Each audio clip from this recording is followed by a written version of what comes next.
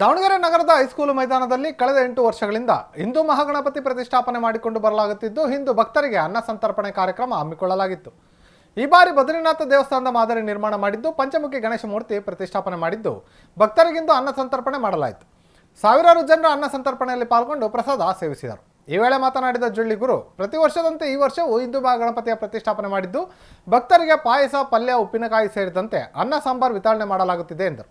ಇನ್ನು ಸೆಪ್ಟೆಂಬರ್ 20ರ ಶನಿವಾರ ಗಣೇಶನ ಬೃಹತ್ ಶೋಭಾಯಾತ್ರೆ ಹಮ್ಮಿಕೊಂಡಿದ್ದು ಲಕ್ಷಾಂತರ ಜನರು ಭಾಗವಹಿಸಲಿದ್ದಾರೆ ಎಂದರು. ಶೋಭಾಯಾತ್ರೆಗೆ ಅಕ್ಕಪಕ್ಕದ ಜಿಲ್ಲೆಗಳಲ್ಲಿ ಡಿಜೆಗೆ ಅನುಮತಿ ನೀಡಿದ್ದು ದಾವಣಗೆರೆಯಲ್ಲೂ ಜಿಲ್ಲಾಡಳಿತ, ಪೊಲೀಸ್ ಇಲಾಖೆ ಡಿಜೆಗೆ ಅನುಮತಿ ನೀಡುವಂತೆ ಮನವಿ ಮಾಡಿದರು. ಹಿಂದೂ ಮಹಾಗಣಪತಿ ವತಿಯಿಂದ 8ನೇ ವರ್ಷದ ಹಿಂದೂ ಮಹಾಗಣಪತಿ ವತಿಯಿಂದ ಈ ಬಾರಿ 16ನೇ ತಾರೀಕು ಮಂಗಳವಾರದಂದು ಅನ್ನ ಸಂತರ್ಪಣೆ ಮತ್ತು ಗಣಹೋಮ ಎರಡು ಇತ್ತು. ಅನ್ನ ಸಂತರ್ಪಣೆ ಈಗಾಗಲೇ ನಡೀತಾ ಇದೆ, ನಾವೆಲ್ಲ ನೋಡಿದ್ವಿ.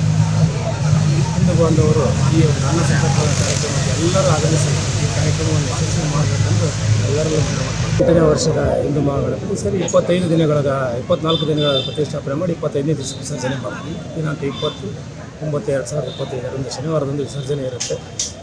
ದಾವಣಗೆರೆಯ ಹಿಂದೂ ಬಾಂಧವರು ಅತಿ ಹೆಚ್ಚಿನ ಸಂಖ್ಯೆಯಲ್ಲಿ ಆಗಮಿಸಿ ಇದೊಂದು ಕಾರ್ಯಕ್ರಮವನ್ನು ಯಶಸ್ವಿ ಮಾಡಬೇಕಂತ ದಾವಣಗೆರೆ ಜಿಲ್ಲೆಯ ಹಿಂದೂ ಬಾಂಧವರಲ್ಲಿ ನಾವು ಮನವಿ ಮಾಡ್ಕೊಳ್ತೀವಿ. ಜಿಲ್ಲಾಡಳಿತ ಇದೆ, ಕರ್ನಾಟಕ ರಾಜ್ಯಾದ್ಯಂತ ಶಿವಮೊಗ್ಗ ಇರ್ಬೋದು, ಚಿತ್ರದುರ್ಗ ಇರ್ಬೋದು, ವಿಜಯನಗರ ಜಿಲ್ಲೆ ಇರ್ಬೋದು, ಬಳ್ಳಾರಿ ಇರ್ಬೋದು, ಹಾವೇರಿ, ಹುಬ್ಬಳ್ಳಿ, ಧಾರವಾಡ, ಬೆಳಗಾಂ, ಹಲವಾರು ಜಿಲ್ಲೆಯಲ್ಲಿ ಎಲ್ಲ ಜಿಲ್ಲೆಯಲ್ಲೂ ಡಿಜೆಗೆ ಅನುಮತಿ ಕೊಟ್ಟಿದ್ದಾರೆ.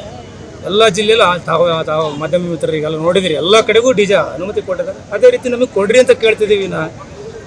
ನಾವು ಈಗ ಬೇರೆ ಜಿಲ್ಲೆಗೆ ಕೊಟ್ಟಿಲ್ಲ ಅಂದ್ರೆ ನಾನು ಯಾರಿಗೂ ಕೇಳ್ತಿರ್ಲಿಲ್ಲ. ನಾವು ಕಲಾ ತಂಡ ಮುಖಾಂತರ ಗಣಪತಿ ವಿಸರ್ಜನೆ ಮಾಡ್ತೀವಿ. ಎಲ್ಲ ಕಡೆ ಕೊಟ್ಟರೆ ಎಲ್ಲರಿಗೂ ಕಾನೂನು ಒಂದೇ ರೀತಿ ಇದೆ. ಅಕ್ಕಪಕ್ಕ ಜಿಲ್ಲೆದಾಗ ಕೊಟ್ಟು ದಾವಣಗೆರೆ ಜಿಲ್ಲೆಗೆ ಒಂದು ಮಾತ್ರ ಕಾನೂನು ಸೀಮಿತವಾಗಿಲ್ಲ. ಇಲ್ಲಿ ಇದೇನು ಯೂನಿಯನ್ ಟೆರಿಟರಿ ಅಲ್ಲ, ಇದು ಪ್ರತ್ಯೇಕ ಕೇಂದ್ರಾಡಳಿತ ಪ್ರದೇಶ ಅಲ್ಲ. ಇದು ದಾವಣಗೆರೆ ಜಿಲ್ಲೆ ಕರ್ನಾಟಕ ಸಂಬಂಧಪಟ್ಟಿರೋ ಜಿಲ್ಲೆ ತಾನೇ. ಅದೇ ರೀತಿ ಎಲ್ಲರಿಗೂ ಕೊಟ್ಟಿರೋ ರೀತಿ ನಮಗೂ ಕೊಡ್ರಿ ಅಂತ ನಾವು ಕೇಳ್ತಾ ಇದ್ದೀವಿ.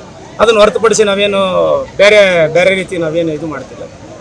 ಮೊನ್ನೆ ದುರ್ಗಕ್ಕೆ ವಿರೋಧ ನಡೀತು, ವಿರೋಧದ ಮಧ್ಯೆನೂ ಕೊಟ್ಟರು 7 ಡಿಜೆ ಹಾಕಿರ್ತಾರೆ, ಅವೆಲ್ಲ ನೋಡಿದಂಗೆ. ಅದೇ ರೀತಿ ನಮಗೂ ಕೊಡಿ ಅಂತ ನಮ್ಮ ಜಿಲ್ಲಾಧಿಕಾರಿಗಳಿಗೆ ಮನವಿ ಮಾಡ್ಕೊಳ್ತೀವಿ. ಅದೇ ರೀತಿ ಪೊಲೀಸ್ ವರಿಷ್ಠಾಧಿಕಾರಿಗಳು ಈಗ ನಾನು ವಿನಮ್ರದಿಂದ ಕೇಳ್ತೀವಿ, ನಮಗೆ ಅವಕಾಶ ಮಾಡಿಕೊಡಿ. ಯಾಕೆಂದರೆ ದಾವಣಗೆರೆ ಜಿಲ್ಲೆಯಲ್ಲಿ ಯಾರಿಗೂ ಕೊಟ್ಟಿಲ್ಲ.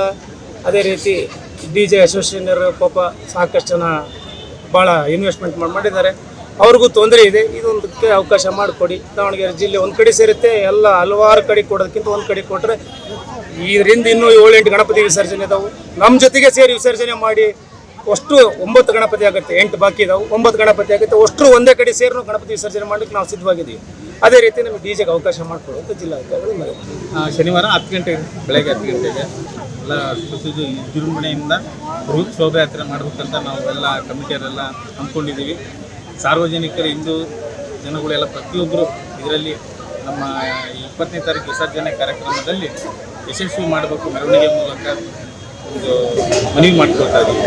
ಸುಮಾರು ಒಂದು 20-25 ಸಾವಿರ ಜನಕ್ಕೆ ಅನ್ನ ಸಾಂಬಾರು, ಗೋಧಿ ಹುಗ್ಗಿ, ಪಲ್ಯ, ಉಪ್ಪಿನಕಾಯಿ ಎಲ್ಲ ಮಾಡಿದ್ದೀವಿ. ಇದಕ್ಕೆಲ್ಲ ನಮ್ಮ ಪ್ರತಿಪತಿ ಅಕ್ಕಿ ವರ್ತಕರು ಹಾಗೂ ತರಕಾರಿ ದಲ್ಲಾಳಿ ಮಂಡರು, ಪ್ರತಿಯೊಬ್ಬರು ಸಾರ್ವಜನಿಕರು ಎಲ್ಲ ಪ್ರಸಾದಕ್ಕೆ ಅಕ್ಕಿ ಆಗಲಿ, ಬೇಳೆ, ತೊಗರಿಬೇಳೆ, ಸಕ್ಕರೆ ಪ್ರತಿಯೊಂದು ದವಸ ಧಾನ್ಯ ಕೊಟ್ಟು ಈ ಒಂದು ವಿಘ್ನೇಶ್ವರನ ಕೃಪೆಗೆ ಪಾತ್ರರಾಗಿದ್ದಾರೆ. ಅವರಿಗೆಲ್ಲ ಕುಟುಂಬದವರಿಗೆ ಒಳ್ಳೆಯದಾಗಲಿ ಅಂತ ನಾವು ಈ ಸಂದರ್ಭದಲ್ಲಿ ಹೇಳ್ತೇವೆ.